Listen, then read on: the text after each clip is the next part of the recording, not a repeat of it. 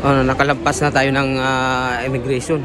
Inabot tayo ng ng 15 minutes kasi haba ng pila sa immigration gawa ng maraming mga delegates na para sa Asian Games. Kasi ang Asian Games magsisimula sa sa Agis hanggang 15, 5 days. Ito, nandito na tayo sa sa may kuhanan ng mga luggage dito. Lalabas na tayo. Yan.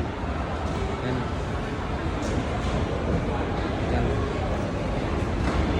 May nag-a-assist naman ng para hindi masira yung malita mo. Kasi mahirap na yun ibabalibag yung malita mo eh. May naman nag-a-assist naman. Ayan o. Ayun taga-assist yung babae.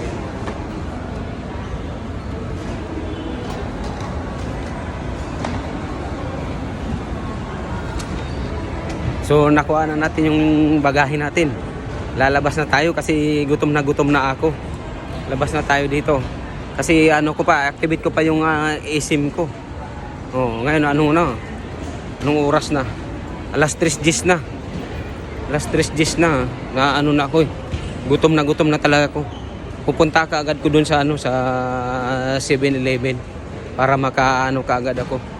Makakain kaagad kasi mag-activate pa ko ng SIM card ko ng eSIM. Kasi nag-abil ako ng eSIM. Kalabas na tayo dito. Yan. Grabe. Puno. Hindi kasi ko bumili ng pagkain doon sa eroplano kasi mahal ng pagkain.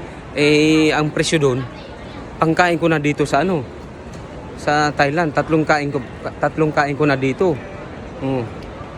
Tapos dun sa eroplano isang kain lang. So magiging wise ka dapat para ayos na ayos ang ang budget mo. Labas na tayo dito. Baba tayo dun sa basement. Doon na lang ako sa basement pag ito, check tayo ng palitan ng pera dito. Ayun mga palitan dyan.